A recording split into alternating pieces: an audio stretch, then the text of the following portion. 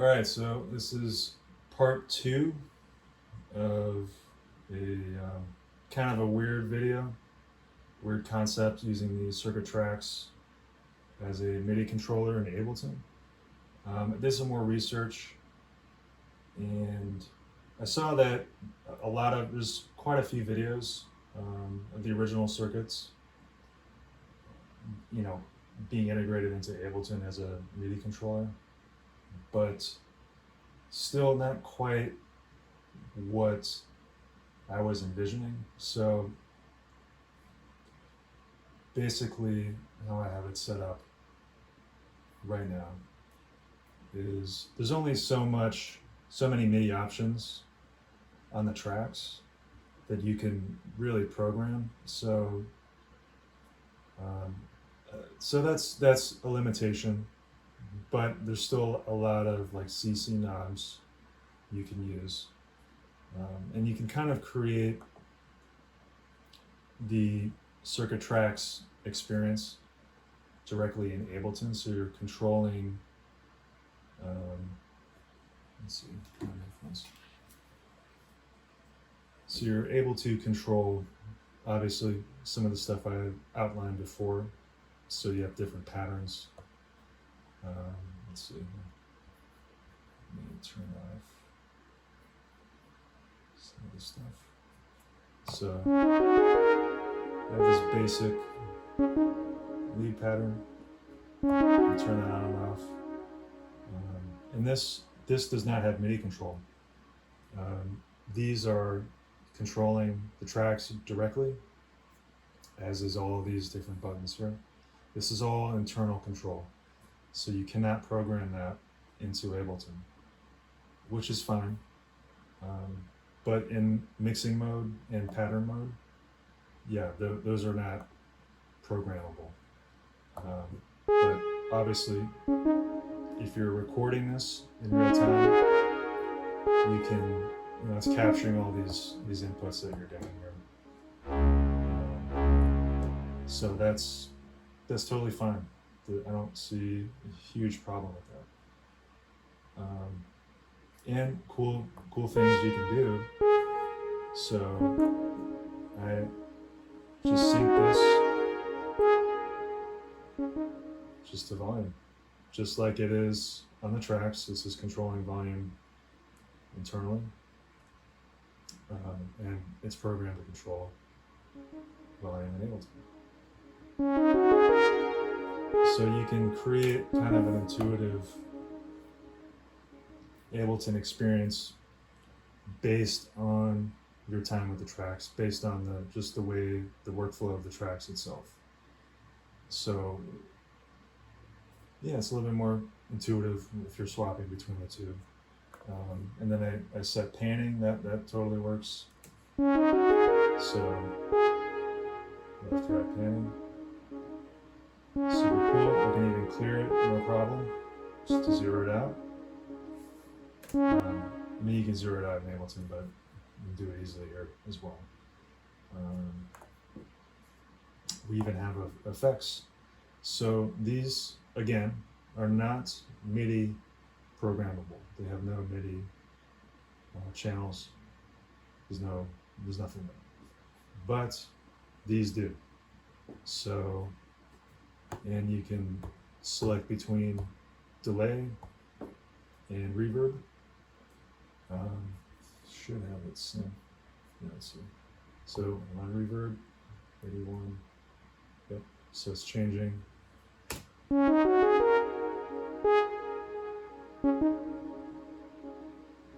So, and delay.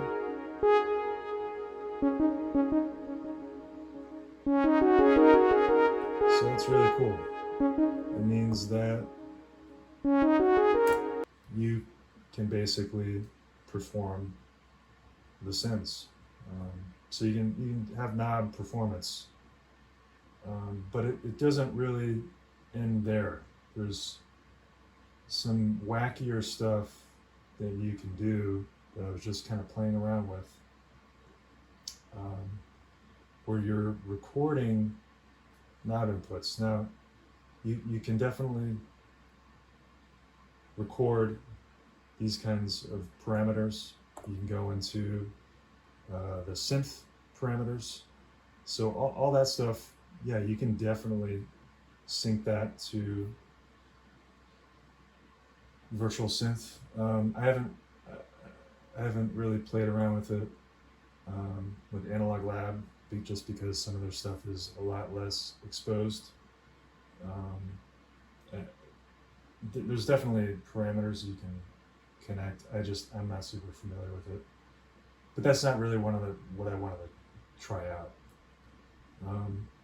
The biggest problem with this setup as a Ableton controller, just MIDI controller, just syncing it to different channels or different tracks, is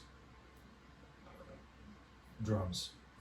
So I quickly ran into problems with the drums because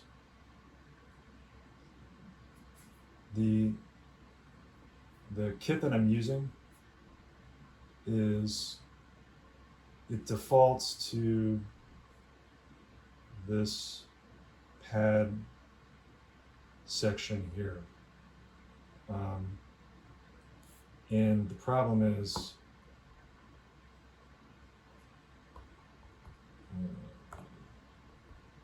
it's not showing up. Oh, that would be because this is not taking input. Yeah, that's fine. Okay. It's good enough to illustrate. So you can see here all of these. So the tracks, well, the drums are on MIDI channel 5. You can see here. And they are specific notes. So each drum section is one different note. And that's just how the MIDI is set up. Of course, tracks, you have all these different samples, there are different samples, but that's internal. MIDI out, you can only control 4 notes with the drum tracks. And they default, they're on a different pad section. So it doesn't just work with, if you drag and drop a kit, there's things you gotta do to set it up. So it's annoying. So, and I also just got a Korg SQ64 that has fantastic drum sequencing and control, and it just works just right out of the box in Ableton. So I'm not too worried about controlling drums on the tracks. What you can do is use it as basically a knob parameter sequencer. So it's a whole nother layer of knob control, and start doing some weird stuff. So it should be set up on MIDI 1. So let's see, drum 1. Okay. Let's put these again. So try this here. All right, so alone, these inputs, using these notes doesn't really matter.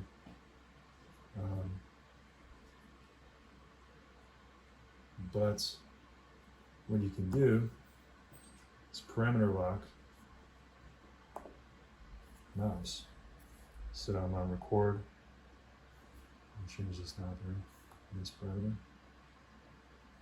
So I have this set to off, and I have this set to on.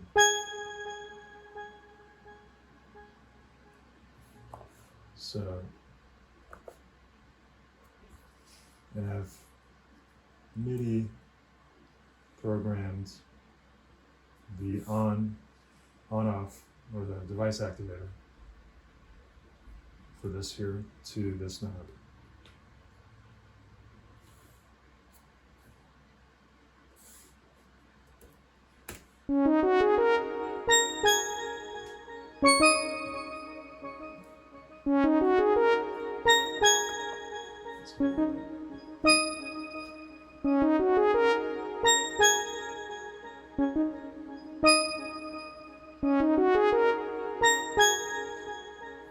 So you see it's just turning on and off.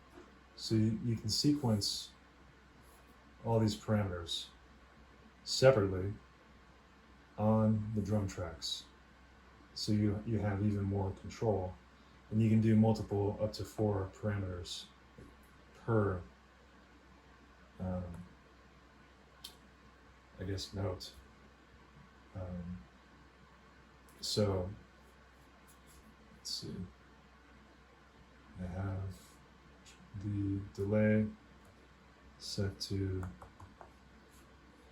this here, this now. I'll turn that on, I'll turn it off here.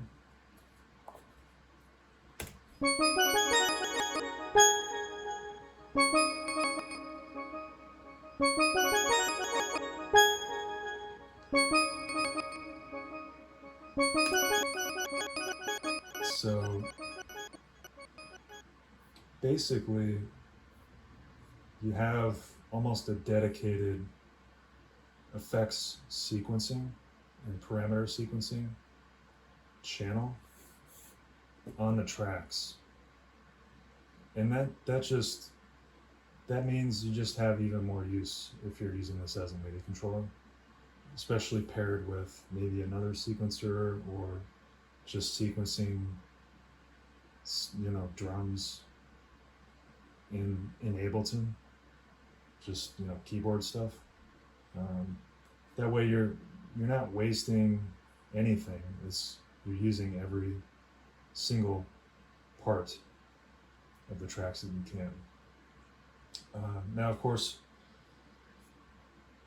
this is going to require some setup. So, there's time involved, upfront time, and I don't know exactly the best way to, if you can save out MIDI mappings. I'm sure there's a way. I know that different devices have there's control surface options, but obviously the tracks is not on here. So I think kind of the safest way to save MIDI mapping is to kind of save it as a project, and I think you can save out so template, so you can save out a template. It even shows here MIDI and macro mappings, so that's pretty sweet. So that's a safe way to save all of the circuit track map information, so you're not sitting here doing this every single time, because otherwise it would not be worthwhile. But getting everything set up will take some time, but once it's set up, it's done. You don't have to worry about it. You can control everything you want, just like you would a regular tracks experience. So, and these are just a handful of parameters that I tested with. So. And fastest way to map stuff is Command M on Apple.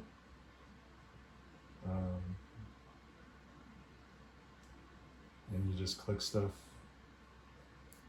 and you just pick a knob.